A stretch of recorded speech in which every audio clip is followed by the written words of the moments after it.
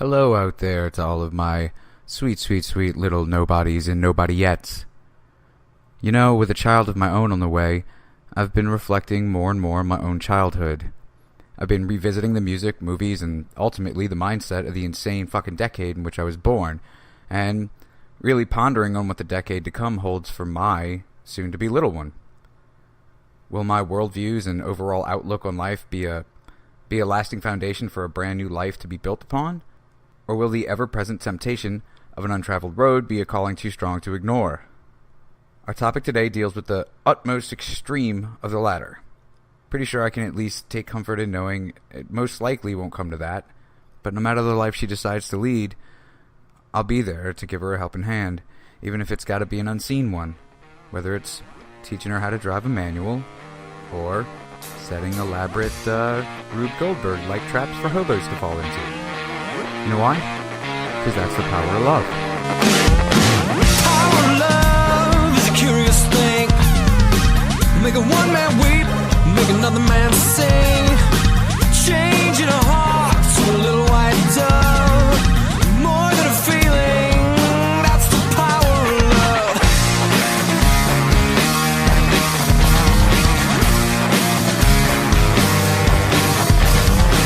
Tougher than diamonds, rich like cream.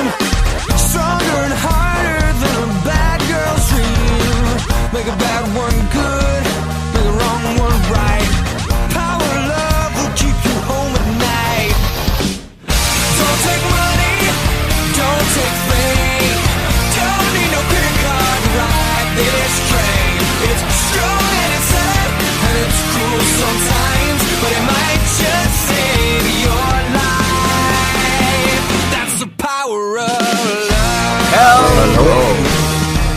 You know what? I had a good feeling about today. You know why? It's because Robert sent me a picture, even. Not even a screenshot, because he took the... Oh, Lord. Well, I guess he did take a shot of his screen with his... So, Robert has figured out both his microphone and Audacity. It's quite a feat. Yes, I am a Luddite. I cannot help it. Do you know? But Quite I a mean, feat. do you realize the ramifications of such an action happening? These ramifications are far-reaching and world-changing in the fact that I can now start cutting Robert's voice out again. Forced rule number one. Ba-bam! It's good to be king, baby. So, once again, we missed a week. Once again, it's mostly Robert's fault. But It's my fault. no, I had the thing with the car, and I couldn't do it, make it, and then baby stuff this week, which not like any of you assholes out there give a shit or anything, but I'm having a little girl. And can I tell him the name? Yay. Okay, so our little girl's name is going to be Vera Clementine Rambo. Yeah. Vera Clementine. Mm-hmm. That's got a decent ring to it. Yeah. I mean, I'll probably shorten that, as a little pet name to, like Vera Clem, something like that. But her initials will be I approve. VCR. Nice. Nice. Awesome. Oh, Nice. That is good. nice. It's good stuff. It's good stuff. And the best part about that the fact that we went through many C names last night is that stupid pun isn't even mine. You can thank my wonderful girlfriend Melissa for knowing that a C would make it VCR. How clever. I think I'm in love, guys. How clever. I really do. I do really approve. Yeah, it's good stuff. Well, there's this whole thing, I guess, that about, choosing these old-sounding names. Like, all three of my sister's children have old names like that. Like this, Edna and like Beatrice and Methuselah, as we went over last night. But not you and I, but anyway. Well, Methuselah's yeah. a man's name, isn't it? I think Methuselah was a man's name, so technically anyone can just take it. I mean, I can name I can name a chick, something like Robert, and no one would bat an eye. Right. If the 80s didn't prove that. It is 2018. You can be whatever you want. I mean, I identify as a dolphin myself. a sexy dolphin. Yeah. A sexy dolphin. I am a Chris sexual. Yeah. Oh, that's gross. No one likes that. I identify as a Chris sexual. No, see, that's the one sexuality I think we should still discriminate against. Hey, that's fine with me. I mean, I'm still got what I need. Good to go. Like on all the drinking fountains, it'll be like no Chris sexuals can drink here, and on the bathroom doors, it'll be like no Chris sexuals allowed. You have to use the Chris sexual bathroom, and then it's just you. We know where your mouth has been. Some other guy named Chris we do. who just is all just way too into himself. The movie is coming out this summer. It's called Chris Sexual the Second. That's right. It'll be like what was that movie? The Bill Cosby one. The Third. Oh, Leonard. Yeah, Leonard. That's right. Yeah, it'll be like that. Only it'll be good. Only it'll be good. I may still have missiles that shoot out of my armpits, though. I mean, that's fine. It's just we're trying our best to make it a little less rapey. Are we though? Well, I mean, I'm trying. Not with my topic tonight. I'm getting a lot of pushback. So, Good one, Rob. my name is Jason Rambo. That guy that just gave Rob a good one was Chris Trismegistus III, Barrios.com/Junior. That's right. You know whose episode tonight is? I'll tell you whose episode's tonight. It is Baba Robot the Tater Tot. Fuck, man, I had something, I lost it. Anyway, I like it though. Let it go in there for a minute. I like it though. We're building a franchise here. It takes time, Jason. It takes time. It's just gotta. That's right. And I think what we're really missing is we're missing that slogan. It's just I think never forget would have been the best, but I don't think people would remember that very well. So, you know what though? Welcome to another episode that is bound to be just fucking weird, because so far it's not been super normal. Of See No, Hear No, Speak No. The UFOs, the conspiracies. I think it actually has been pretty normal for us starting a show. And the murders. The grisly, disgusting, filthy, but somehow we can't get enough murders. And me. Go ahead, Jason, because I still don't remember those emails. And email us at snhnsnpod@gmail.com or See No, Hear No, Speak No pod @gmail.com. They Correct. both work. I keep saying I'm going to write those down, but I never do. I mean, it's the name of the show with pod behind it. What? Is this a revelation? Is this something that Break it you down. are... Is this Sound an it out. eye-opening experience in your life? That it's... Robert, the one thing I will say to you right now, Yes. sir, is... I've had enough of this bullshit. Whisk me away to a simpler time when dogs were cats and cats were men. Whoa. All right. That sounds. We're going to go back to the 1800s. Itchy. The late 1800s, to be specific. We're going to be talking about Carl Panzram. Oh my God. That's the last time you're going to... I'm going to say it one more time. Panzram. And that is the last time I will say his Oh, name. come on, it's not that hard. You 'Cause had he will be that was Carl great. from here on out. I like Carl, though. Carl's good. Carl. I might throw it in there every once in a while. I believe Carl is. Somebody asked me recently who my favorite of the killers is, and I think Carl is my dude. Carl's my favorite. His story is. It's not surprising that he's your favorite when Robert tells us why he is such an infamous legend of a man. Well, I'm going to start off with one of his quotes. Please. In my life, I've murdered 21 human beings, committed thousands of burglaries, robberies, larcenies, and arsons. And last but not least, I've committed... Here you go, Chris. I've committed sodomy on more than 1,000 male human beings. Jesus. You couldn't even say it with a straight face. Oh my god. No, not after you said it was your favorite. I'm hoping that this won't be a problem during the show, Robert, because sodomy I'm hoping is no it laughing is. matter. This is awesome. Sodomy is still illegal in many southern states. Yes. But you can have sex with a horse in those states and be just fine. Just not in the butt.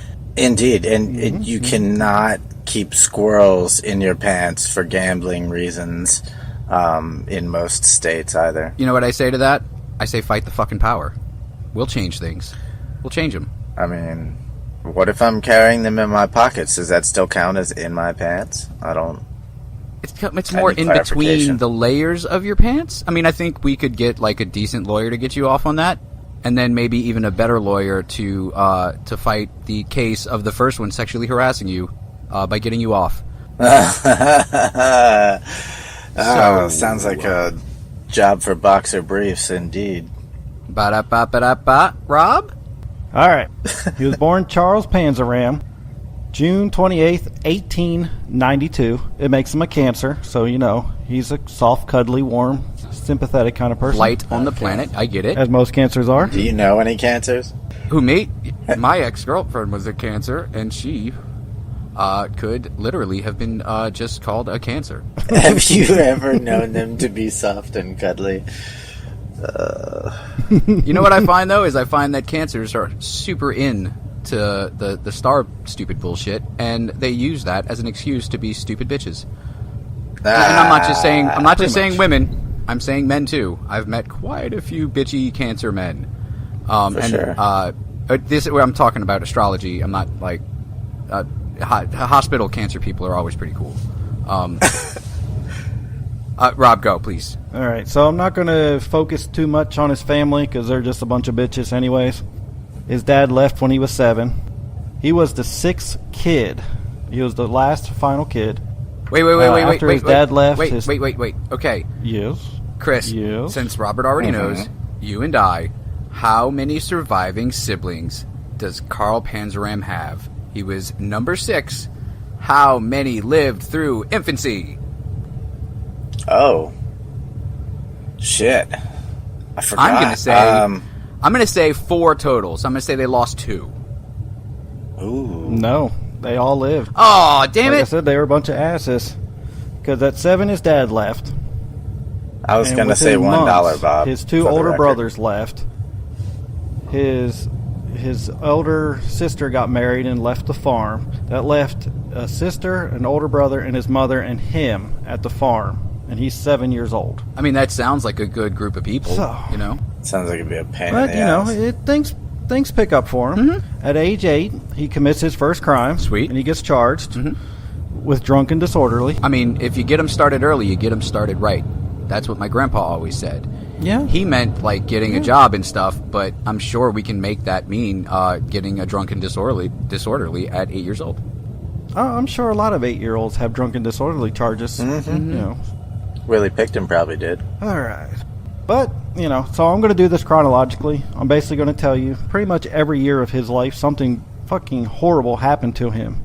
There's very few exceptions where something didn't happen to him in the year of his life. Well, where he didn't do something horrible to someone or someone horrible to him. And Well, age 9, his mother decided to perform surgery on him because he had a chronic earache. So she decided to go in and pretty much slice and dice his ear to get in there and try to drain it. homemade farm gave him surgery. brain damage. Yeah, that's how you strapped him down to the kitchen table. That's how you rear the kids. Is you no anesthetizing you, buddy. You and I have a date with the rusty butter knife. So That is have awful. your sister spit in that Very ear, much. and have your brother use his clean shirt to clean it out. And let's get this operation on the road. Mama's got chickens to get drunk with. That is awful. But that was very common back then to have kitchen surgeries, as they called it. What if you did it in like the den? Was it still called a kitchen surgery? Sure. It's not as catchy to say den surgery. No, but you could say like, we're in the den again, and it'd be like cutesy kind of thing, and you'd be like, no, that's a terrible thing. I don't like den. I don't like den again time because she's just in there pulling teeth with fucking rusty pliers and shit. Almost choked on my coffee there. So and we're spit actually it out going to my skip nose. age 10. Crazy shit didn't happen.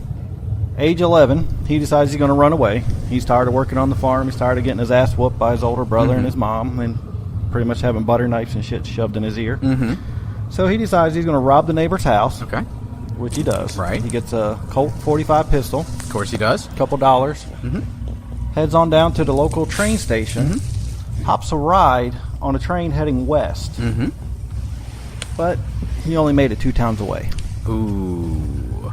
They found him, brought him back to his family, and the severe beating wasn't told. Oh, see, I was gonna say So. he found his fortune and a lovely bride, and he settled down, and he only needed to go 2 towns away, and then you ruined everything, you son of a bitch.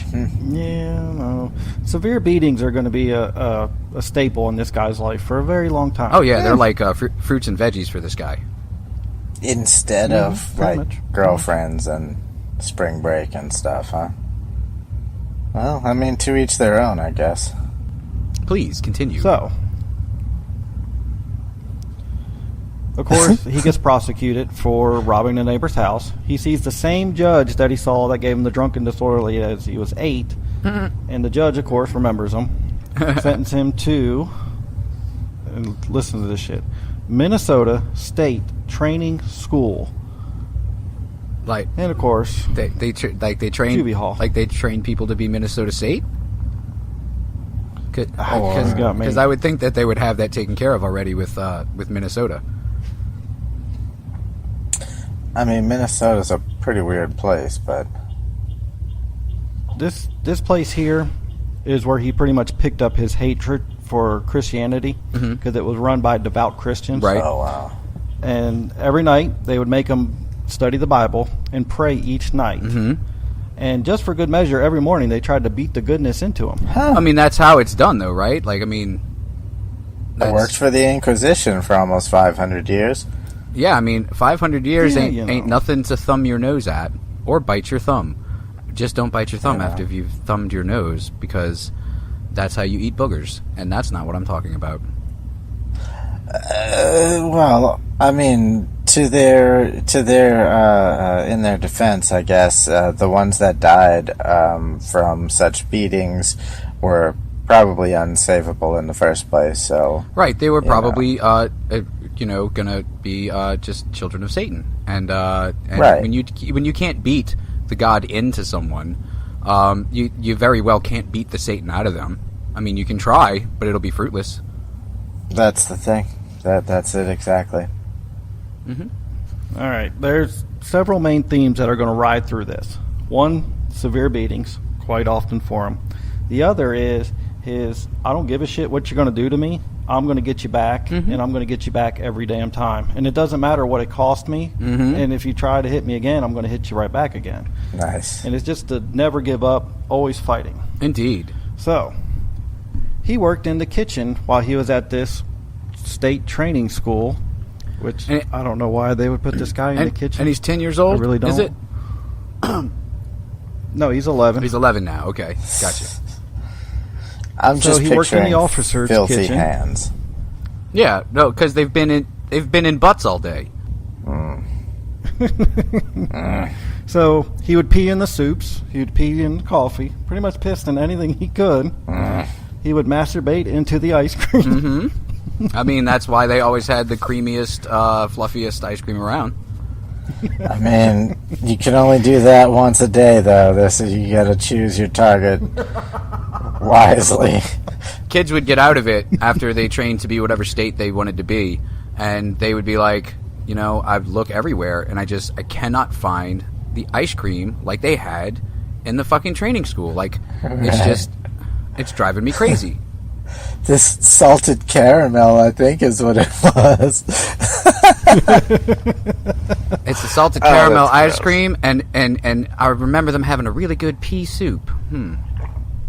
Okay. But eventually he was caught doing this because he he put rat poison into some of the food, and everybody got sick. Holy fuck. That's pretty much what busted him. He could have went on masturbating and pissing in these people's food for years if he didn't do that. He skipped like 4 steps of mischief before he got to let's kill everybody with rat poison. Yeah. Pretty much. So they took him over to the paint shop. You gotta dunk your balls in shit before you just go straight to rat poison. Right. The paint shop, were they hoping he would just, like, munch on chips until he went insane and died? Maybe they were like, we'll never run out. He's always going to be able to masturbate into the white paint. No doubt. That was a nickname of the room that he went to, was the paint shop. Oh. Basically, they would strip you naked, strap you to a wooden board, and whip you a minimum of 30 times with a whip, a cane, pretty much whatever they wanted to. Right. And so you'd walk out with the bruises painted all over your body. Oh, so it was a joke name. Oh, those crazy Catholics and their beating of children. Kind of like the not-so-funny bone. Yeah. Yeah. They let him out of the paint room, and the next day he burns it down. Nice. You know, just sets fire to the building. Fucking bully for him, man. Awesome. Pretty much. I dig it. So he's there for years doing this stuff. He was there for 3 years. Finally gets out when he's 14. And the only reason he got out is because the older kids said, look, man, they're never going to let you out of here until you start pretending to be a good boy and tell everybody that you love Jesus. They said, you go around, you do that, you tell everybody how much you love the Jesus, you start acting like you're supposed to act, and they'll let you go. And they did. Huh. Yeah, they are a gullible bunch. So when he got paroled, he quoted, "From the treatment I received while there and the lessons I learned from it, I have fully decided just how I will live my life. I will burn, rob, destroy, and kill everyone, everywhere I go, and everyone I meet, as long as I live." So yeah, I say the good Christian people really turned him around. And it was on that day that emo was born. Man. What a hell of a thing to decide to do with the rest of your life. At 14 years old, yeah. And actually fucking have the Chutzpah? conviction to follow it. Yeah, to be like, hey guys, I hate everything and I want everyone and everything in this world to be destroyed. But guess what? You're dead already because I've been stabbing you while I've been telling you this. Hi, I'm Carl. Carl! I mean, if there's nothing else to be said about the guy, it's you know, his dedication to his conviction. You know, it's admirable. Yeah. That's all. Hey man, that's all I'm saying. I mean, he had dedication to the craft of being a terrible, horrible, no good, very bad person. Horrible. Oh, we're just getting warmed up. Oh yeah. So of course they paroled him back to his farm, his family farm, which he absolutely friggin' hated. Well, yeah. Couldn't stand being there. Kept getting butter knives in the ear. So he decided to take the lesson he learned and started telling his mom that he wanted to become a preacher. So they sent him out to a Lutheran school so he could learn how to be a preacher. Well, it didn't quite go the way he thought it would. Pretty much everybody there knew who he was, knew what he did, so they would call him Reform School Kid, you know, pretty much make fun of him every day. So he would turn around and beat their ass every day. Exactly. That's the best course of action to take with a dangerous child psychopath is let's mercilessly mock him with words. That'll teach him. Of course, he would be getting punished, and the head preacher would beat him regularly because he was beating on the other kids. One day, Panzram decided he had enough. He actually grabbed the whip from the preacher and tried to strike him, but he pretty much couldn't beat the guy up. The preacher was just too much for him. Pretty much ended up getting his ass whooped twice as hard and sent home. I see it like the cage match between you and Jesse Ventura. I'd get my licks in, and I'd probably walk out. You'd get your licks in, and it would bad. feel to him like there was a slight breeze blowing in off the coast, and then.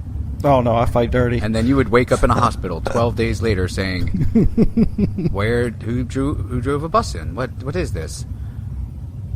Did you guys see the size of the dick on that bus? No, I think you were the only one that was looking at that. I'm just thinking about him getting teabagged for the, Gross. Oh, Chris. teabagged in the middle of the ring. It's awesome. On his walk home, he decides he's going to get the preacher back because that's just what he does. So he goes and robs the same neighbor's house, gets the Colt 45 again, and brings it back to the school. See, now it's the neighbor's fault. It's the neighbor's fault because that's the second time. Like, steal my Colt 45 once, shame on you. Steal it again, I'm criminally liable for it. Seriously, I'm a very irresponsible gun owner. Yeah, well, it's the 1800s. Let's see, 1892, he's 8. So this is 1906. You got to figure, and it's out in the middle of bumfuck Minnesota. Oh, I'm thinking that it's just hanging on a hook outside their front door with a note that says, "Clean off before you return, thanks." All right. Pretty much. Minnesota, you know? It probably was outside, because he strolls up to the school, starts talking shit to the preacher. Like, come touch me now again. Preacher comes at him. He pulls out the gun, aims it at the preacher's head, and tries to pull the trigger, but it's jammed. So he's sitting there trying to shoot the guy in the head, but the gun's not working, it's jammed, and he has no idea how to fix the gun. Damn. So again, the preacher beats his ass, decides to send him home permanently. Right. And notifies his brother that he is expelled and what happened and everything else. So you can guess when he got home, his older brother was waiting for him, and you can kind of guess from there what happened. Kitchen surgery time. And then that guy's faith in his God was solidified that day. Oh, yeah. Solidified so fucking hard. So after the beating, Panzram runs away, and he hops another train. This time, though, he actually goes, because he's in Minnesota, he makes it all the way to Oregon, rides another train down to Texas. And he's begging, he's doing his little, I'm just a poor kid, and I love Jesus, please feed me, this and that. Well, he rolls up on these guys one night doing his little I love Jesus, please feed me speech. And instead, the 4 guys take turns raping him. Jesus. That, no, I don't think it was Jesus. That sounds a little more like, fuck, man, that's...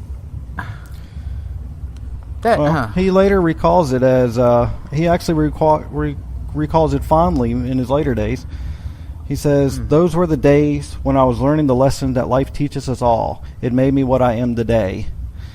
Huh. Well, so... I bet it did. So then it's a good thing, is your argument? Well, he recalled it fondly.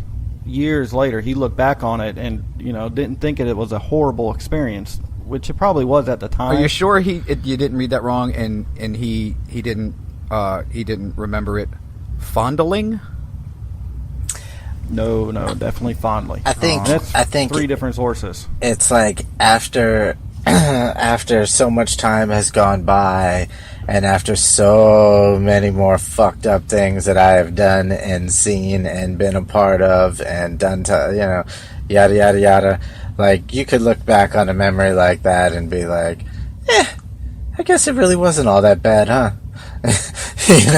That's probably what it is. Yeah, right. I see him recanting the story. Not recanting, that means you took it back. Regaling people with this story. And in his head, he's hearing, I had the time of my life. And I owe it all to you. And he's fucking flash dancing. And he's like, oh, man. Why did she get that nose surgery? But yeah, it's not often you come across a hobo serial killer. I mean, it's not often I come across a hobo in general. I tend to stay away from trains. Indeed. Because I know that that train people are horrible people. The end, period. I'm not even going to ask people to prove me wrong. He's still 14 at this time, too. Because of course he is. So because how could this story get any better? In Texas. Because of course it does. It takes The a stars special at kind of night person. are big and bright, and it lets them see me while they rape me. Let's see. So, he's, of course, hopping trains, having a good old time. And then in Butte, Montana. Oh, you know it's he was butt. caught stealing. You know it's Yeah. butt. Just say butt. Butte. Yeah. Butt, Montana. Yeah, there's Montana? there's a small suburb of Butte that's called Elephant. Ah, see? They know Yeah. what's up. Shouts Shit, out you're not. to Elephant Butte. Or maybe that's Butte All right, somewhere since else. he's 14, they send him to another reform school where he decides that one guard is just the worst Right. out of all of them. Just hates this one guard. So what he does is he grabs a 4-foot-long pole, sneaks up behind the guy, and cracks the guard over the head, breaking the guy's skull but not killing him. So, of course, severe beating, yada, yada, yada. Right. Right. I mean, it all. I mean, Age 15. This all just. It seems like it's working out just great. Like reform school, it was a great choice to send him back there. I'm loving not only his life choices, but the following choices for his life made by responsible adults. Indeed. I feel that. He's in the reform school until the age of 15, where he escapes with another boy, and they go through robbing and burning down every church they come across for the next 9 months. Wow. Every church they come across, they'd rob it, burn it, and, have a good old time. So I mean, they're boys will be boys. You know what I'm saying? It's pranksters just out for a laugh. I don't even think we needed to really talk about this part that much, Rob. We can skip over the whole church burning. This guy was truly free, though. Well, yeah. Oh, he was. He pretty much did whatever he wanted. And didn't give us You know, the best. I mean, the craziest part about it is that he did whatever he wanted, but we've talked about people like that before. I mean, Chikatilo did whatever the fuck he wanted, but Right. Carl Panzram didn't give a dick who saw him do what he was doing. And that's the sign Pretty of much. being truly liberated. He said, I don't give a fuck, and I will prove it to you by letting you watch me do it, and then I'll pull my dick out and come and chase after you with it, and fucking all that shit, because I don't give a fuck. Love So, it. at the end of the rampage, they have $1,200 between the two of them. 2 brand new suits and 2 brand new pistols. That's a lot for the 1900s, for the early 1900s. $1,200? They're basically millionaires, yeah. Yeah. So they divvy up the money. The kid wants to go home, so he goes home. Panzram decides in Helena, Montana. God, why can't they name this shit easier? You're Helena, doing Montana. You're doing a great job. You really are. He decides to join the army, even though That is the weirdest he's supposed to fucking be decision. 21. That is the weirdest fucking decision And I've he's ever heard 16. him make. Well, it's 3 hot meals a day. It's daily pay. He doesn't really have to worry about hopping trains to go here, there, and everywhere. Right. I mean, he's basically out in the middle of nowhere in Montana, and he runs into a recruiter that gives him the pie in the sky line, and he falls for it. Still seems like the guy who hates rules is gonna go and be in a place full of in rules. a place where it's intended for you to follow nothing but rules. Yeah. So they take him to the base just outside of Montana, Helena, Montana, and within hours, he is brought before the commanding officer to explain why he's drunk, being disorderly, and refusing to work. So the commanding officer decided he's going to give him a book. It detailed what punishment for what crime. Basically, like if you do this, we're going to do that. So Panzram took the book and did a quote-unquote lewd act with it right in front of the commanding officer. What kind of lewd act can you do with a book? Like, did he start, miming, fucking the book? Did he stick it up his butt? What do you do with a book? It just said a lewd act. Oh, man. I mean, I can only imagine. Was he rubbing it on his ass or on his balls and smacking the guy with it? I mean, my imagination's running wild. I'm picturing, maybe he does the little, lick his finger and then, rub it on his nipple, and then he does the same thing to the book's nipple. If any of our listeners out there happen to have that once in a fucking 1 in a million fetish that books sexually turn you on, let us know. What's the deal? What do you do with the book? Yeah, like what's how? I'm what kind of truly lewd interested. acts can you really do with a book without using a power drill first? I'm down. Be our first. You know, that would be a cool first. So, Yeah, break our cherry with your book, Of course. Cherry Breaking Story. of course, this earned him a severe beating. Because why And wouldn't a it? trip to Hell yeah. their jail. They didn't have a jail, but they pretty much locked him up somewhere. 2 days later, he decides he had enough, and he's going to rob the store and leave. Wouldn't he have He to? didn't make it. Wouldn't he have to leave and then rob the store? No, because there's a little store on there. He basically got caught with some gold buttons and a new suit, stuff like that, clothes. The only thing of value you had was the gold buttons. Right. See, I think he went a little overboard with the clothes. You take the buttons, you leave. Nobody sees you with buttons. But you got that new suit. Hey, you. Where'd you get that new suit? And he's like, nope, wrong answer. Jail. Let's go. Severe beating time because we have not yet invented the word stop being a bad boy. Well, he gets sentenced to 3 years in Leavenworth Federal Prison for desertion. At the time, It sounds because delicious. They found out he was 16. Leavenworth is still in operation today. Do they still do the whole dessert thing? Oh, probably. Nice. It's not a place you ever want to go to. That's where they dump everybody from the military into. So you got Navy SEALs that lost their mind, Army Rangers, just batshit crazy people that were trained to kill you. It sounds like a sexy party just waiting to happen, Robert, and I think that you are looking at it from the wrong side. See, if you go in Sexy crazy, party. then it's a great time. If you go insane, then wow, I'm sorry. Agreed. So, with him being only 16, they appealed to the Secretary of War, Howard Taft, who basically says, no, he deserted. He signed his contract. He's going to serve his 3 years. And of course, Panzram being Panzram, he decided while he was there for his 3 years that he was going to burn down a couple buildings, poison a few people, piss in some soup, just normal Panzram The stuff. usual antics. Yeah. They sent them to the rock quarry next door, where they attached a 50-pound iron ball to him for 6 months straight. They did not take this fucking thing off for 6 I months. seriously thought that was just a cartoon thing. That's Yeah, me too. Yeah. What they didn't expect was that his right leg would gain so much muscle mass from lugging this thing around. He could just jump out of any prison he was ever in again. Yep, Superman yep. jumping power.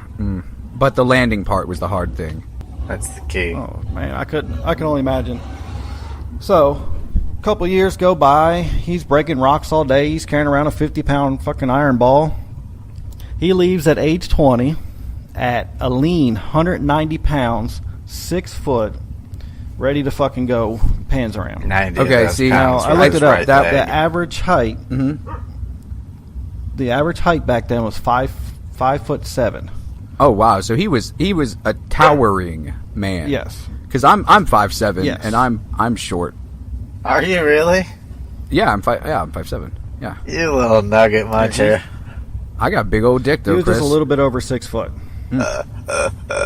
And Chris, Robert, just real quick, I think that maybe your choice of phrase saying that he was ready to go out and fuck NB Panzram is a little too on the nose. I think you leave some mystery to what's coming up in the story. Oh yeah, he hasn't got to his raping yet. It's coming. It's coming. Just hold your horses, Chris and Jason. I know you're ready for it. I know, especially Chris. I know he's waiting for it, but just relax. Chris's My pants are down. horses. His hand is covered in Vaseline, and he's waiting. My horses are still in the stable, but raring to go. So he left with $5 and a new suit. So he decides he's going to go to Colorado. Okay. He goes to Colorado. He decides to party, drink, have a good time. He smokes a bunch of weed, chills sleep out. with a couple Yep. prostitutes. End of story. It's great. Yeah, it's a happy ending. I get it. until he wakes up the next morning without his jacket or his shoes and no money left. Oh. He got so drunk that they basically rolled him. And to top it off, whoever he slept with gave him gonorrhea. Those Nice. thieving Took his ass $5. gonorrhea having turn of the century hookers. Yep. That, I'll trade you some gonorrhea for in that all my $5. research, that's that was his only contact with a female, was that one. Ever? And he vowed to never have sex with another woman again. Yeah, I mean, if my first time ended up like that, I think that I might have made the same decision. Luckily, my first was a kind and gentle lover. No, I'm just kidding. It was terrible. It was terrible. So wait, Everybody's first time is terrible. are you saying that sometimes it is a choice? Yes and no. Can we leave it there?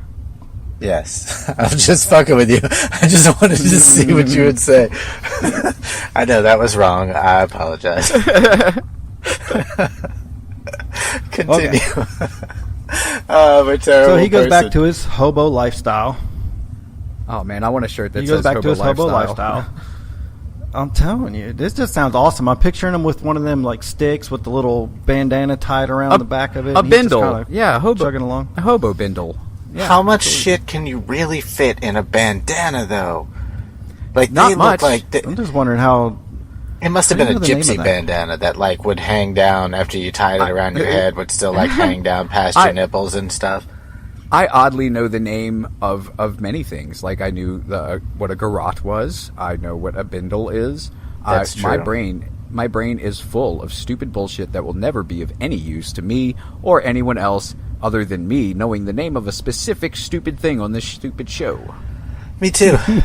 Me too. I didn't know those two specific So. stupid things, but yeah, Lex tells me all the time, why do you know so much shit that isn't making you money? Yeah, I'm like, I don't know. Yeah. Because you know what? It's a badge of sticks. pride. It's a badge of pride. It's us saying, I don't fucking care. Indeed. I'll take that. I don't... So he mainly stuck to Southern Pacific Railroad line. It ran from Yuma, Arizona to Fresno, California, raping the whole way.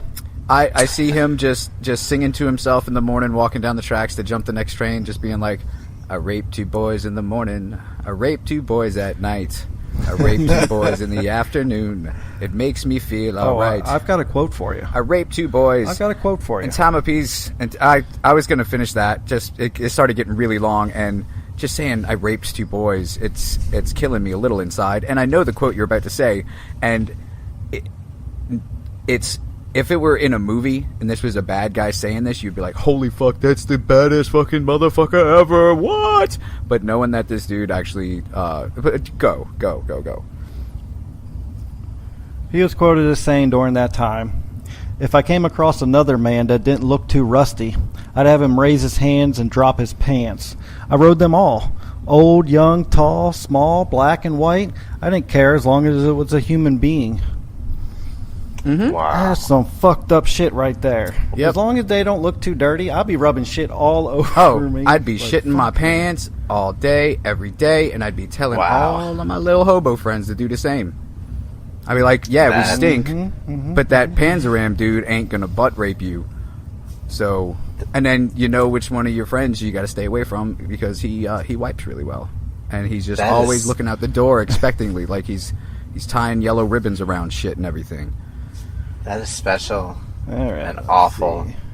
And if that came out of anybody else, I wouldn't even believe it. That But is because exactly it what came Carl from that Panzram guy? said. Yeah. Oh, man. Pretty much. So he got caught in Fresno stealing. He was sentenced to 120 days. He escaped after 30. Mm-hmm. The weird part was he was booked under the name Jeff Davis. I And knew. he'd also go by Jefferson Davis. I knew a Jeff Davis in school. Bonus points for anybody who knows who Jefferson Davis is. He was the president. Of? One of your mom's America. ex-boyfriends? No, the South. Of the Confederate States Yeah. of America. Yep, I am very happy that his stupid statue got stupid ripped down here, and that stupid assholes are stupid crying about it. Take that, stupid assholes. So, a racist? He pretty much spent the next 3 years in Fresno. He was sentenced 3 more times for petty larceny, burglary, just regular good old Friday night stuff. Escaping each time, giving him a different name each time, going back and forth. From 1912 to 1915, basically, he just hung out in Fresno, getting arrested, going to prison, escaping, getting arrested, giving a different name. Well, I mean, you remember when it works. Remember in one of our previous episodes, just real quick, how we mentioned like certain things that some killers do, being like the first time cops have ever seen that type of shit. Like they make up new laws to go along with. Like, we can't ever have this type of shit happen again. I wonder how many Carl Panzram is responsible for. Because this fucking guy made everybody he came across look totally stupid. And not because he was, like, amazingly intelligent. He wasn't, like, he wasn't the smartest cookie in the tool shed. He just happened to think of the easy, stupid thing before anybody ever thought that easy, stupid thing would be so abused. And he was very determined. Again, I think it's this whole mindset of how free he really is, that, like, you know how, like, so, like, the universe basically was just getting out of his way. Just allowing it to happen. Like, let's see what this motherfucker's gonna do next. Let him out, let him go. All of the velvet ropes are getting pulled back. The arms are just pointing. Welcome in, Mr. Panzram. Go right through. Pretty much. Here comes Carl. This is gonna be great. So, eating popcorn. Age 23, he gets arrested again for trying to sell a silver watch to a guy who happened to be the sheriff of the town, who happened to recognize the watch as being the judge's watch. I was hoping it was his watch. And like, hey, wait, are you trying to sell me my watch, motherfucker? That would be quite funny. And, of course, the sheriff, knowing that the judge's house was just burglarized, he kind of arrested Panzram on the spot. Damn. And, of course, Panzram being him, he gives the name of Jeff Baldwin. Oh, man, those Baldwin boys are nothing but trouble. I was gonna say. I'm telling you. So, he works out a plea deal. They said, look, the judge just wants all of his shit back. You bring all of his stuff, or you tell us where it is, we'll go get it, and we'll just sentence you to a road crew, And he figured, I can escape from that road crew pretty easily. So he took the deal. Told him where all the stuff was. Why are they making such deals? What was the what did they get out of that? What was because he was fucking Steve Baldwin. They didn't know that he was Carl Panzram, infamous hobo raper. They had no idea. And he just wanted his stuff back. Wow. Now, the truly fucked up part is the judge, of course, couldn't make that plea deal with him.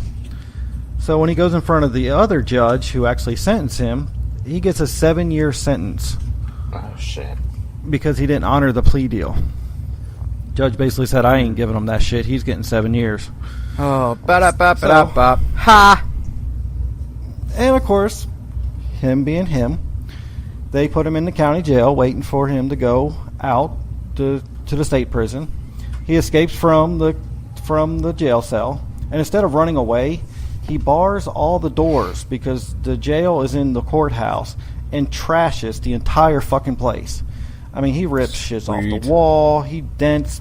He just anything that was not nailed down, he busted shits up on his desk. And then to top it all off, set fire to it as he was getting ready to leave. Yeah. And this is of course, this is the night that Limp Bizkit's Break Stuff was invented. Pretty much. Love it. But of course, they catch him going out, and they get him over to the state prison. Do they give him a severe beating? Which, of course, they did. Yeah. Now this is where I truly admire the man. The warden of the state prison enforced a strict no-talking policy. He believed in penance. He believed in no talking. Penitentiary. Bible study. We're going to reform you, body, mind, and spirit. And we're going to start with giving you some good old Jesus. Well, which, of course, Panzram absolutely fucking hated already. That's right, because Jesus was the name of that 2x4 with nails in it. Yep. So, second day, Panzram is there, waking up in the morning, and a guard walks by, and Panzram takes his chamber pot, which anybody who don't know what that is basically his piss and shit can, and dumps it all over the passing by guard. The second day he's there.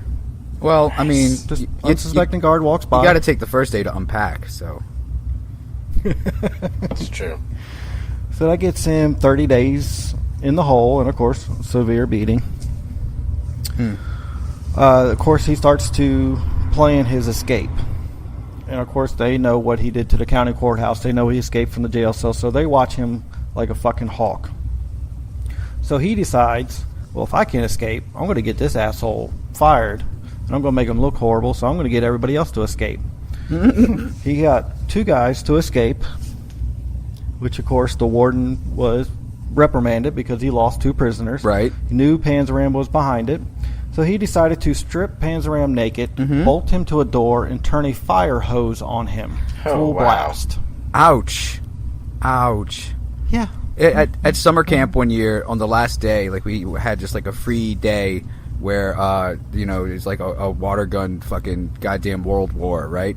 And at the very end of the day, this fire truck shows up and starts spraying their fire hose, but, like, into the air, right? Oh, Just wow. being, like, 50 yards away from the fire hose felt like somebody was, like, hucking rocks at you. So I can I only... gotta go back. I can only imagine. Uh-oh. What happened to I'm doing this in order? Now you got now you're Quentin Tarantino over here? Yeah, because I thought I was done with that paragraph because I can't read my own type fucking notes. That's a shame. I thought you were going to say the handwriting, original but warden go that for it. was there. The original warden was there. Panzram masterminded a plan for one prisoner to escape, but came back and killed that warden. And his brother was the one who took over the warden's position, and that's the one who chained him to the door. Oh, so it was a revenge fire hosing. For basically getting his brother killed, because they couldn't pin it on him because he didn't do it, and the prisoner's already gone. And they couldn't pin it on him because he's naked, and you can't pin stuff to skin. You have to have a shirt on. Well, No, you back then they can. probably did. I mean, back now they probably do. There's some sick fucks out there, Rob. I was being silly. Come on. Well, and then that's when he starts the plan to get the 2 prisoners to escape. He's got So he gets the 2 prisoners to escape. Mission Impossible theme just Governor looping through his catches head. wind. Gross, but okay. Governor catches winds of all the escapes, because that's 3 prisoners now within a year. Starts to investigate, finds out about the water hose incident, and fires that warden. So pretty much Panzram got what he wanted. He got the guy fired. Right. Although it would have been very sweet justice if he would have gotten that warden fire hosed. Indeed. Ooh. That would have been fun I'm to sure if watch. they gave Panzram a couple minutes with him, that's probably what he would have done, along with some other things. Fire hose. Good one, Rob. Right. And that's euphemism for anally raping an unwilling participant. Indeed. Pretty much. I didn't say it was Indeed. funny. I just said that that's what it was. Panzram knew this was not going to be the end of it. He knew another warden was going to be coming. He knew it was probably going to be another fucking douche nozzle. So he started plotting and planning. What he wasn't expecting was a 49-year-old former Army captain named Murphy. Murphy! This guy was completely different than anything Panzram has ever seen before. He was a tap dancing mime. And so, well, pretty much everybody thought he was soft or he was a fool because he pretty much got rid of the forced religion. He got rid of the harsh punishments. He doubled food rations. He upped the jobs, gave more of the prisoners jobs, got them out and moving. Can I my favorite thing about this warden, can I please say it, and is that he would let them go into town. He would let the prisoners leave the prison and go on the fucking daisy-picking field trips during the day unsupervised. Yes. That I man, love his nickname. That man is ahead of his time. He's a pioneer. He got rid of the hole, so to speak, and the beatings, and he started KP duty. which he would have inmates in the kitchen peeling potatoes, this and that. So peeing and things his coming on nickname stuff. was Yep. Spuds Murphy. Nice. Spuds Murphy. Spuds McCurphy. So we're at 25, age 25. Jesus. Panzram attempts to escape. He gets taken to Spud. And of course, Panzram's expecting the beating. He's expecting to get, get it worse than ever. He's already pulling his pants down and bending over. Yep. Pretty much. But instead, Murphy gives him double food ration. He gives him more books, more magazines, and still keeps him at his job. And so Panzram's sitting there thinking, what the hell's going on? I mean, it just shocked him. Like, what the hell are you doing? Well, it's truly the first kindness that anyone has ever shown him. Yes, and he didn't know how to react to it.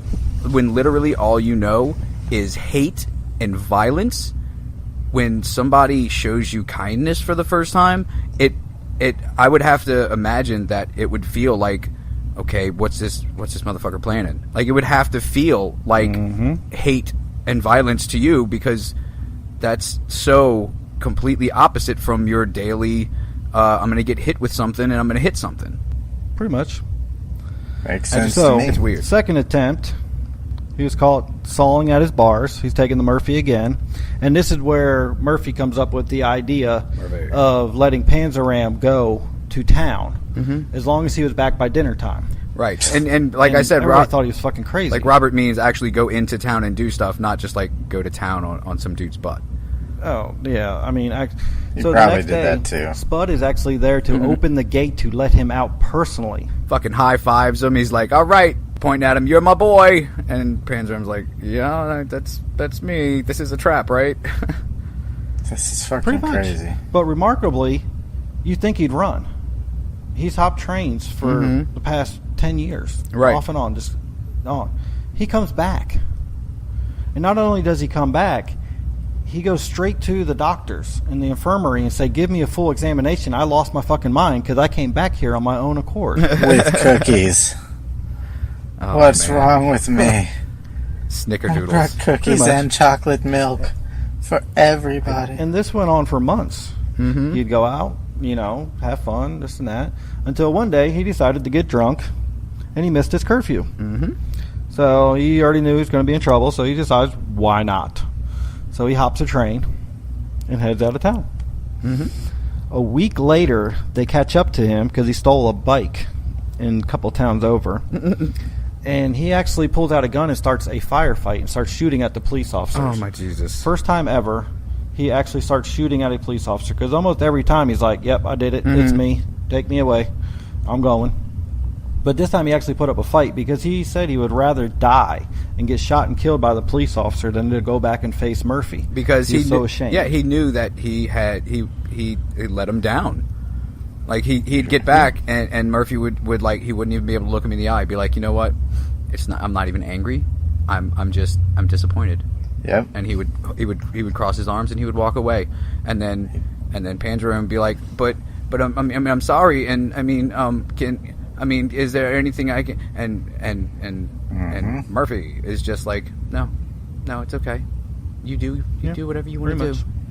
He disappointed Walks the away. only person So- that's ever been nice to him. Yeah, and he actually had some remorse of screwing him over. I mean, that's big for Panzram to actually be like, oh my god. That's big for a total I fucking can't go sociopath. face this guy. Yeah. Yeah, I mean, so for his escape and the embarrassment that he caused, Spud had him hung for 8 hours a day for 3 days straight by handcuffs over a pipe. So he was like hanging, handcuffed over a pipe by his hands Holy for shit. 3 days, 8 hours each day. Jesus. That's the good old stuff Panzram remembers. He's like, yeah, no, this is prison. That's right. He's like, this is my sweet spot, buddy. This is what I dig. Now wait, over a pipe, does that mean like One hand on each pipe, on one side of the pipe. Oh, okay. So he was okay. The handcuff chain was like hung over the. Okay, because I also gotcha. Yeah. I was like, what? Like, so if he like let down at all, like some tobacco pipe would burn his nutsack or something. Like, Yeah. I was thinking worse, like more like Vlad the Impaler in your butthole. Scenario. No, that's a steak. Yeah. So, age 26, he escapes for delicious the final steak. time, and he's going to head out east.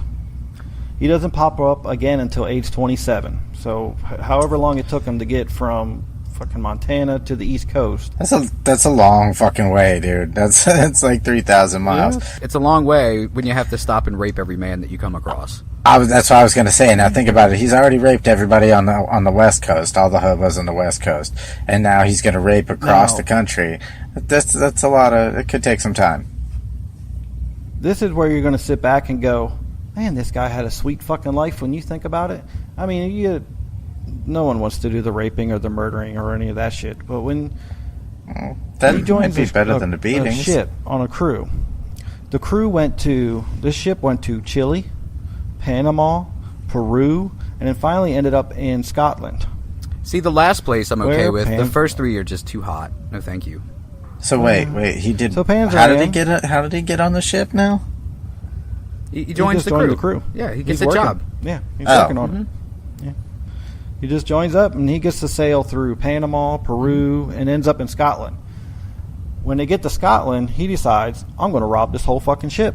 Well, I mean, And he does. you know, when you get a wild hair, you follow it.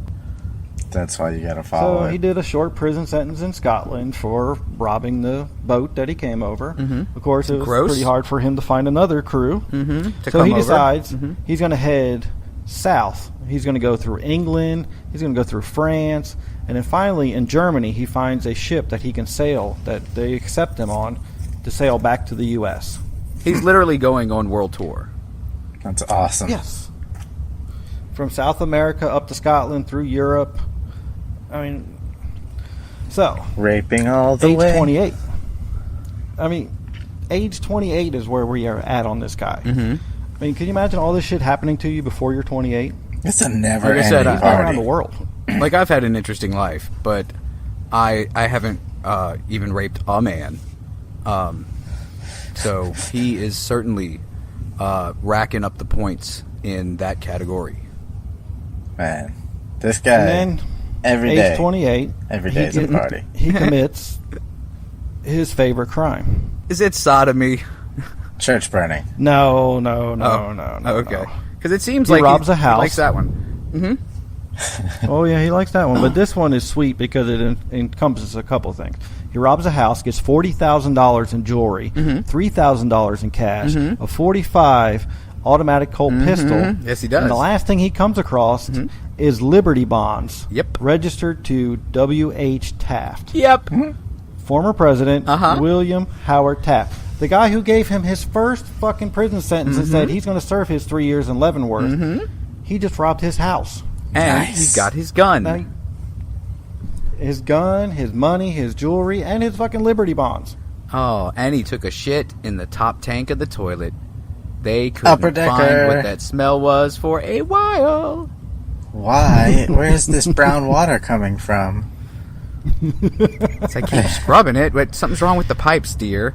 You're too fat. You keep breaking the toilets. All the toilets are brown. No, that's awesome. What a fucking... What a callback, So- huh? What he decides to do is now he's got all this money. He's going to buy a yacht. No, wait, Yeah, he did does. He he just comes up with this great idea of did he know it was Taft's house when he robbed it? Yeah, because from the bomb. he Oh, says that he didn't know until he found Yeah. the Liberty bonds. But Okay, come on, that's awesome. Yeah, how- Seriously. how do you you fi- go into a town Yeah. back then? yeah. There's 4 buildings. You got to know it. And one of them is Yeah. a barbershop, one of them is a general store, one of them is a whorehouse, and one of them is William H. Taft's house. Yeah, so he had to know. I mean, you got to figure there's portraits and shit everywhere. But yeah, he claims he didn't know until he found the Liberty bonds. But you know he's full of shit. There's that fat motherfucker So right there. he's got his yacht. He's got a plan of I'm going to hire men, saying I need them to work on my yacht. I'm going to take them out to sea. I'm going to rape them. I'm going to rob them, and then I'm going to dump their bodies overseas after I kill them. But you know what? At least he's got a plan. You know, a lot of people go into these Yeah, things, yeah. they don't have plans. And that's how you get caught. Flying blind. Buy a So yacht. 3 weeks into this, Yachts solve he's everything. killed 10 men. Of course he did. the people next to him, and you know how the yachts pull up in their slips and that, are kind of looking at him like, where's all these dudes that you're going out to sea with? Aren't they coming back? So he decides he's gonna book it on his yacht. Mm-hmm. So Is he gonna do lewd things to this book before he puts it on his yacht? No, he hired 2 men, which his plan was to rape them, rob, and murder them.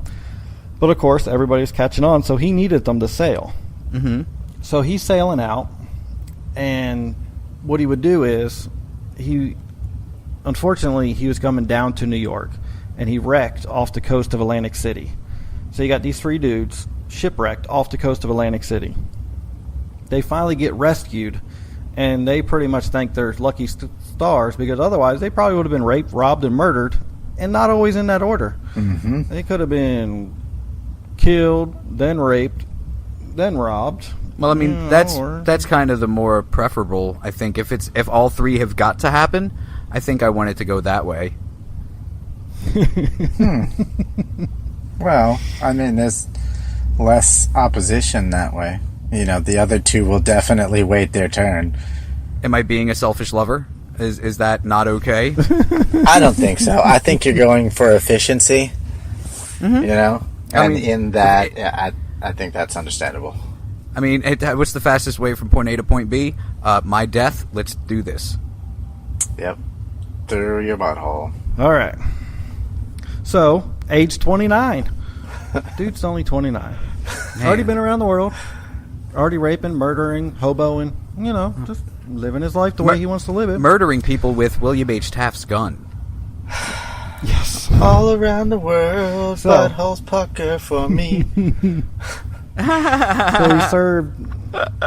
So next time he pops up is in Connecticut. He gets a 6-month prison sentence for burglary. And after that, he decides to go down to Norfolk, Virginia, see if he can't get onto another crew, because he wants to go to Europe. You know, get out of there, you know, relax, go over to Europe, kill some people over there. He's murder, turning 30. Right? You know, That's right. It's a it's a critical time in a man's life. That's right. You go out to those famous French beaches where everyone has pit hair. But for some reason, he was supposed to be going to Europe, but he ended up in Africa. Well, that So is he got a like job. he took a wrong turn at Albuquerque. I was gonna say, good Oh, he job, did. Christopher Columbus. He did. So he gets a job working for Sinclair Oil Company in Angola. God help you if you know where Angola is. No idea. Sounds lovely, though. So, one night, he decides he wants a virgin. So what he's going to do is, he buys a 12-year-old girl. But of course, it being a girl, he can't perform. Right. I mean, he So should he have known says, this one's though. defective, take it back. Mm-hmm. So they replace it with an 8-year-old girl. They have a better return Wow. policy than most fucking Walmarts do. Seriously. Yeah, pretty much. So he's frustrated. He wanted to rape this little girl, and he can't get it up. So instead, he rapes his cabin boy, pretty much. Mm-hmm. They call it a attendant in the research. Okay, well, But, it's pretty much a cabin boy. I'm pretty sure Africa frowns on such things. Like, how exactly? I'm pretty sure most of the world frowns on child rape. No, yeah, that's not exactly the part I meant, but okay, yeah. Apparently not, though, Jason. So the little boy. That's a hell of a return policy. They're not frowning upon much of It is. anything. That's That right. is. This 12-year-old girl ain't working, bring me another. So they bring him another. Reason for return? Okay, well, we can't give you cash back, but we can give you store credit. That's right. That's right. Oh, wait, you opened it already? Oh, I'm sorry. We can only exchange it for the exact same thing Yeah. you didn't want in the first place. Pretty much. So We are the little boy he fucking raped terrible promptly people. runs. Yep. You are. Promptly goes over to Panzram's boss and gets him fired because he tells him the whole thing. Miraculously, they don't arrest him. They just fire him. Well, I mean, So now he's got no job. He's got no way to get out of Africa. So he goes to the U.S. consulate, which they basically heard about what he did to the little boy, and they basically told him to go pound sand. enjoy your time in Africa, Whitey. Pound sand. Is that like the African version of kick rocks? Or like pretty much hitting the pavement. Okay. I like that. So he's standing outside the consulate, fuming because these people won't help him, and he happens to notice a little boy wandering around. Oh, jeez. So he decides he's going to lure the little boy. There you go. Thank you. You're welcome. Speech impediment. Blah, blah, blah, to a gravel pit and promptly rapes him and then smashes his head. I mean, you need romance. Pit. Yeah, I mean, like, ambiance is at least 80% of romance. So it was the gravel pit or the trash dump, and the trash had not been dumped that day, so what's the use of going to the trash dump? And the quote that he gave for that, I didn't write down because it was pretty disturbing, so I'm just going to move on. It was pretty disturbing. No, I actually remember that one kind of stuck with him a little bit, too. I'm going to guess that the quote went along the lines of, "Hey, I raped the kid in Africa in a rock pit." Yeah, because I'm Carl Panzram. Just the way he described smashing the kid's head. It was like a ripe grape. Pretty much. He stows away on a couple ships, make it back to the U.S. Now he's 30 years old, and he's in Vermont. Mm-hmm. Vermont. Where he finds another little boy. Vermont. He rapes this little boy, he smashes the boy's little head, and throws him in the garbage dump. Hey, are you serious? And he goes on down. Wait, the garbage dump, really? Wow, I didn't. I mean, I'm shocked that I did that for once, and it wasn't Chris. He wanted to try the other venue. He's got to experiment and see which one he likes. You got to taste both of the wines before you figure out that wine just isn't fucking for you. Exactly. Yeah. So he steals a yacht from Providence, Rhode Island, travels to New York, actually makes it to New York this time, where he meets another young boy, befriends him, hires him onto his boat, and actually develops a relationship with this kid. Of course, Panzram was planning to kill the kid eventually, but the kid didn't need to know that. That's just details. Right. Yeah, I mean, we're friends for now. That's like reading the last page of a book before you start reading the first page, which I do for most books because I can't be bothered. So he paints the boat, repaints it, renames it, and he tries to sell it to a guy. And the guy's acting a little bit shady, and Panzram's like, what the hell's going on? The guy tries to rob Panzram. Oh, jeez. So, of course, he Dumbass. pulls out the Colt 45 automatic, blows the guy's head off, and rolls him overboard. Needless to say, it freaks the kid out just a little bit. Right. Just a little bit. So the kid runs home to his parents. Over tells them water? All the shit that was going on. Was the kid Jesus, Well, Robert? no, they went back to port. Okay. Well, shit, I guarantee you, it probably could have ran on water after seeing all that. Holy He's picking crap. brains and bits of skull out of his teeth for weeks. Kid's like, I thought it was just going to be hard dick and bubble gum. This motherfucker's killing people. I'm getting Pretty out of much. here. I mean, that's how you close down a party. Yeah. You got to draw the line somewhere. So he goes and tells his parents, and his parents promptly grab the little boy by his ear and brings him down to the police station. And he spills his gut to the police. He tells them about the murder. He tells them about stealing the yacht, killing the guy, yada yada yada. Penises. So I think Robert just yada yada yada child sodomy. Yeah. we're just going to glaze over that one, okay? Oh, we have got to come up with a different phrase for we're going to step over this road bump in the story. There you go. No. We're just going to move it along. We're going to do nothing of the sort, Jason. I forbid it. All right. I got 17 minutes. Shut up. Wait. All right. Wait. How much more do you have to go through? Wait. I got about a page. But it's the good stuff. Well, I mean, I'll get it. This is the. I'll get it done. In 17 minutes, will I be rushing it? No, I got it. Because I have a lot more goofing off to do, Robert. I'm just letting you know now. I know. Rule number 1. Age 31. The police finally catch up to him in New York. Yeah, I heard that. And he makes a deal with a local lawyer saying, hey, I got this sweet yacht. I'll give you the yacht if you get me out of this jam. The lawyer's like, hell yeah, I can do that. Gets Panzram out of all that and goes on his way. Gives the lawyer his yacht, and he goes on. That's awesome. Unfortunately, 3 days later, Panzram kidnaps and rapes and kills a little boy in the same town. Which, of course, the lawyer is now like, Like, maybe I shouldn't have got that guy off. I can't his help murder trial. I can't help but think this might be my fault a little bit. Oh well, Yes. off to the yacht. Yes. Come on, bunny. So after raping and killing the little boy, the police catch him. And September 23rd, 1923, Panzram is sentenced to 5 years in the infamous Sing Sing prison for robbing a post office.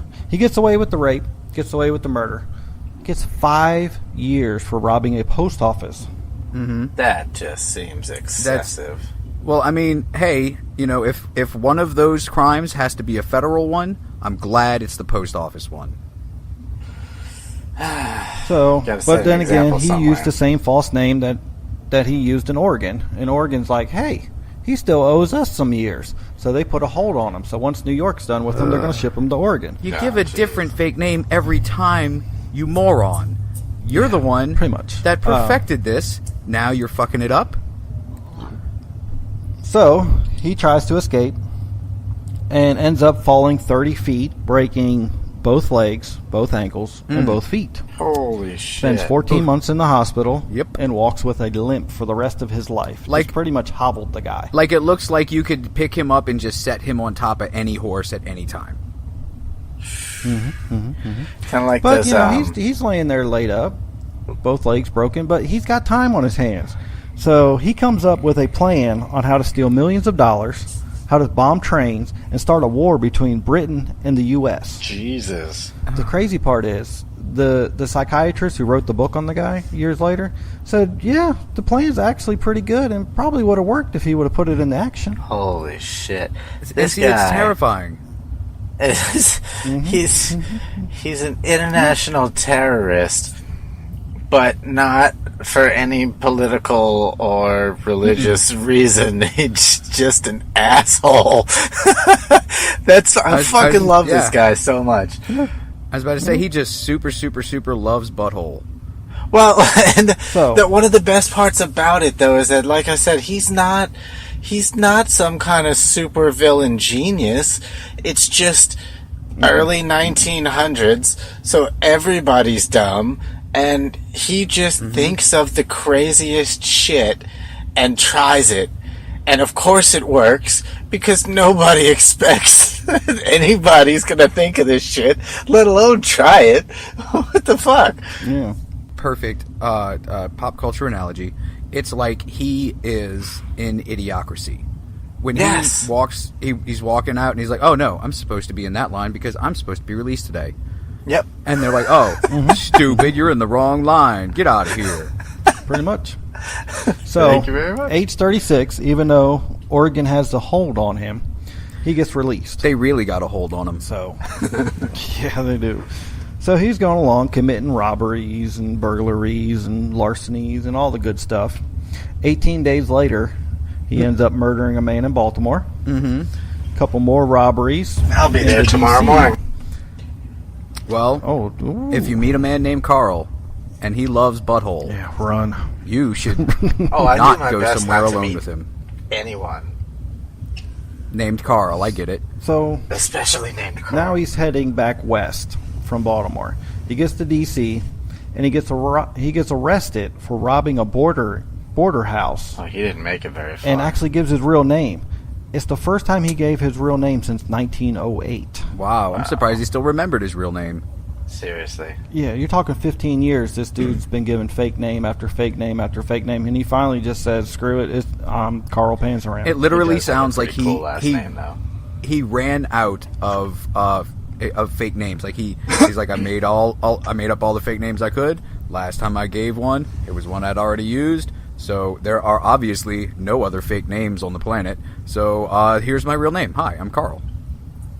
Yeah.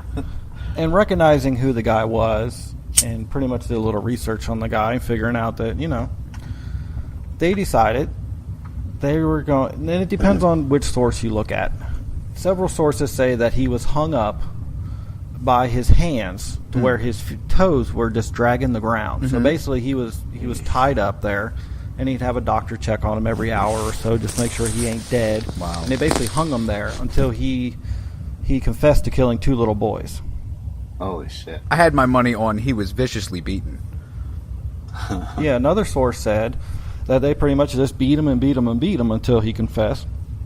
And then another one says he just came in and confessed. Yeah, I killed these 2 little boys. What are you going to do about it? I was going to say, that judging by what we've heard so far, I don't think they would have had to push him too far. Unless he just had more plans and didn't want to be there. Any of those 3 sounds completely plausible. Yeah, for sure. So, he's waiting for his trial, and he meets a rookie guard named Lesser. Wait, he meets a And him and Wookiee Lesser- guard? Like he meets Yeah, like, a Wookiee. like from Rookie. Kashyyyk? Rookie. Oh, No, rookie guard. I got super excited for a second, Rob. They bond over philosophy of all things. Yeah, Panzram was real big into several philosophers. give them to He us. liked the Machiavelli. Mm-hmm. What's the other? I can't pronounce the other 2. Nietzsche, Bro, right? Moving along. He read Nietzsche, I think. Yeah, he did. It's Nietzsche. Mm-hmm. No. we're It's moving on. okay. It's okay. Go ahead. Socrates. So So great. Lester pretty much was talking to him and hearing his story and just got blown away like, dude, this is a book kind of thing. This is amazing. So what he would do is he would sneak Panzram a couple pages in a pencil every day, and he would write out several of his stories. Most of this comes from his own writing. Right. And he would sneak the 2 pages back to Lesser at night, and Lesser would give him 2 new pages back and forth, until finally he was convicted in 1928. He was sentenced to 25 years in Leavenworth, full circle, right back to his big boy, first big boy prison sentence. First day in Leavenworth, he tells the warden, I'm doing a long time and I'm an old crank. I want to be by myself and I will kill the first man that bothers me.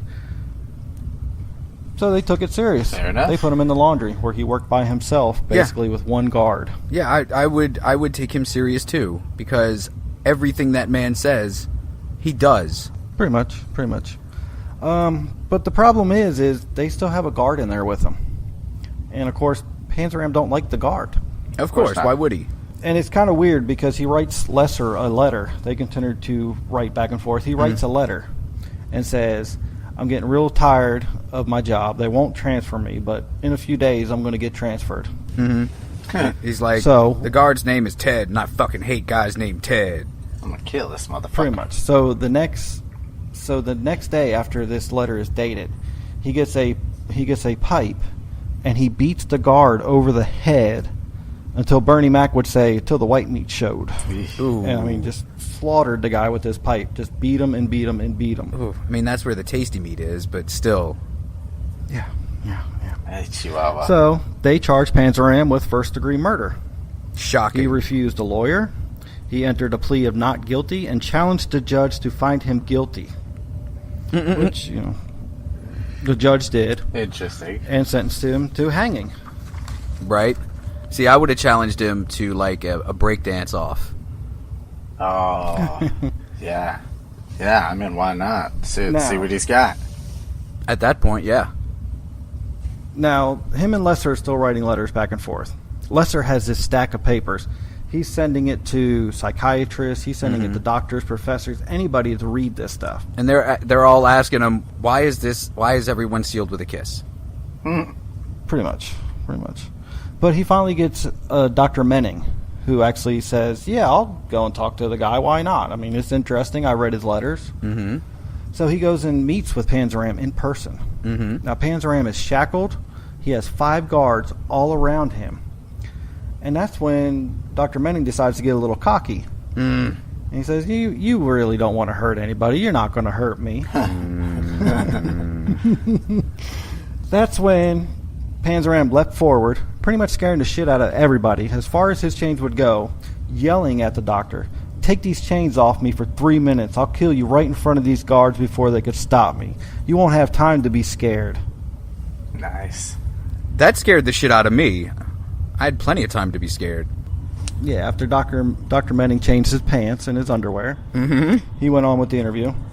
Ended up writing a letter, or a book, called The Man Against Himself in 1938, where he wrote about a Mr. Smith, which everybody knew as Panzram. Now, of course, he didn't want to fight any of the hanging. He was tired. He wanted to die. Right. He writes his friend Lesser a letter. He says, I don't care to live any longer if I must live in prison. I would rather die and go to hell. Mm-hmm. So, I really that pretty much sums it up. I mean, live fast, But- hang young, leave a broken and butthole-smelling corpse. Indeed. I just... But of course, you've got do-gooders out there who won't listen and won't leave you alone. So one day he gets a visit from the Kansas delegation of the Society for the Abolishment of Capital Punishment. Dude, I am so proud of you, Robert. That was a mouthful, and you took it like a man. That's what she said. And they want him to sign their petition to stop the death penalty. And of course, you can imagine what Panzram did to these people after he scared the shit out of them. He began to curse and do lewd things in front of them until they pretty much ran out of the He room. jerked off on it. That's how you deal with And churchy Panzram types. was so... Pretty much. He was so worried that these people would actually go through and get him off of death row that he wrote a letter to President Hoover himself saying, I wish to die. It's my right as an American to refuse any other sentence besides death. P.S. Love your vacuums. Yeah. So the day comes. He walks out. And I am missing a page. Holy shit. Serious? A whole page? Yeah. Because I'm missing his final word in his hanging. Poop Like nuggets. the story? Only me. Well, okay. Recount the story of his hanging, and I will look up his last words while you do so.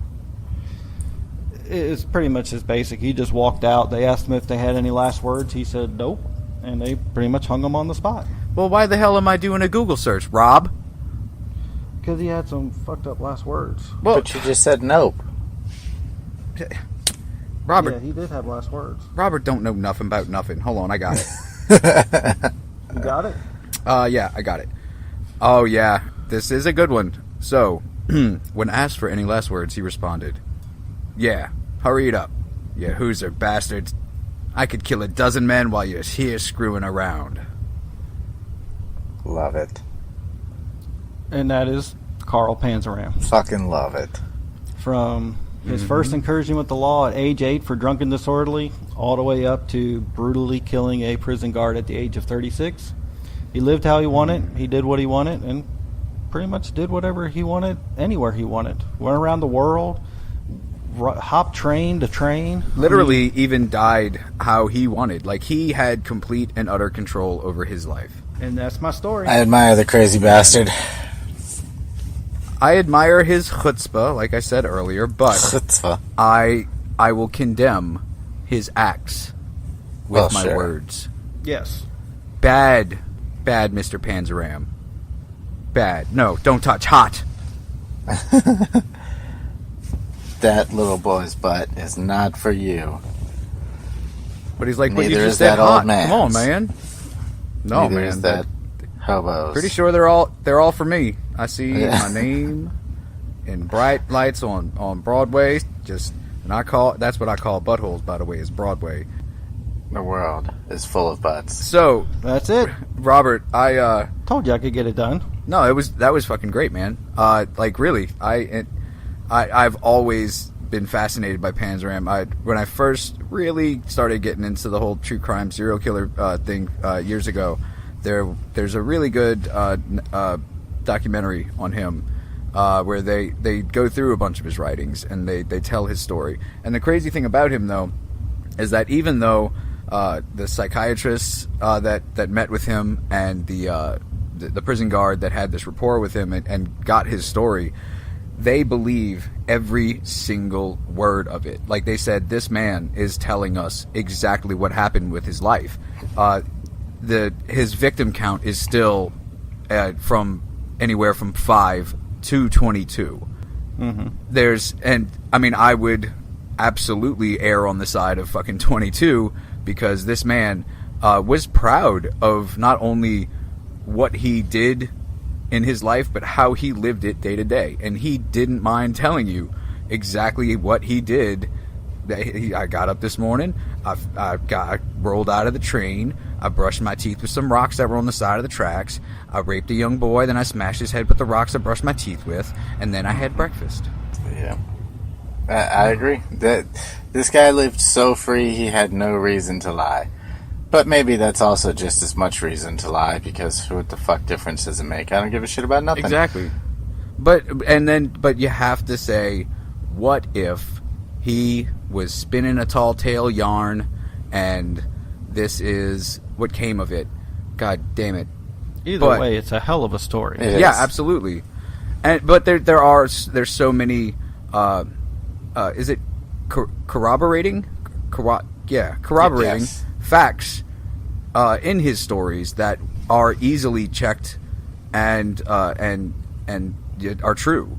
So I'm going to go ahead and say that this dude was a fucking maniac madman that fucked up a whole lot of shit and people and lives, and he was an angry man, and it all started with that goddamn kitchen surgery.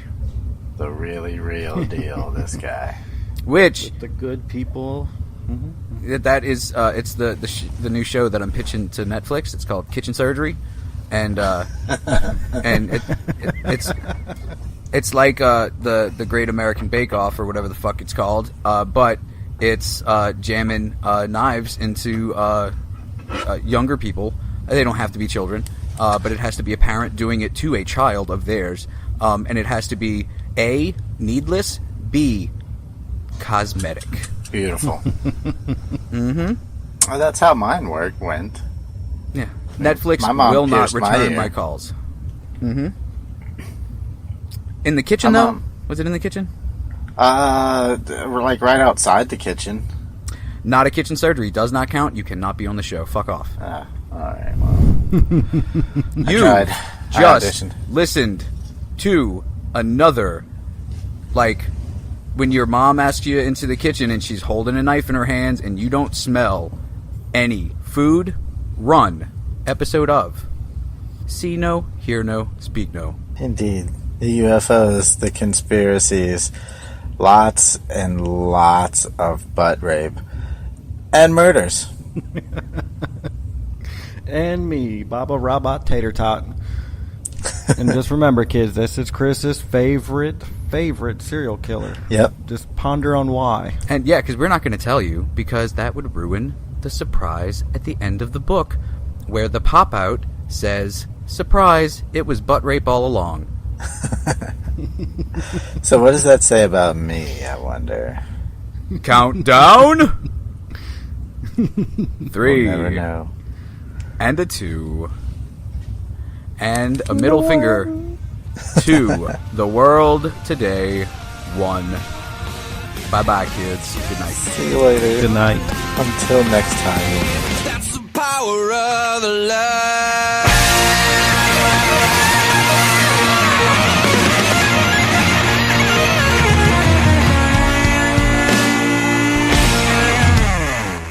Ba-da-ba-ba-ba-ba. Fuck!